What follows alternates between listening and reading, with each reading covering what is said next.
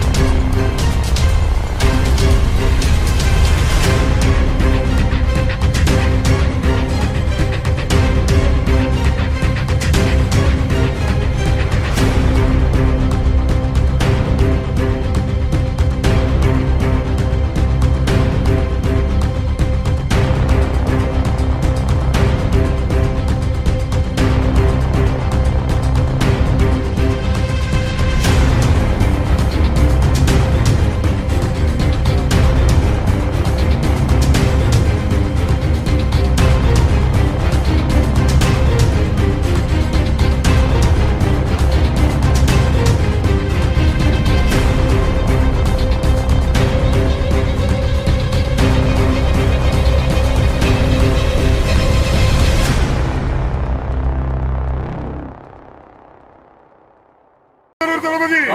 நாளை முதல்வர் தளபதி நாளை முதல்வர் தளபதி நாளை முதல்வர் தளபதி தளபதி இங்கு குழந்தையிடும் சட்டம் நமது தமிழக வெற்றிக் கழகத்தின் தலைவர் தளபதி விஜய் நாளை முதல்வர் தளபதி நாளை முதல்வர் தளபதி நாளை முதல்வர் தளபதி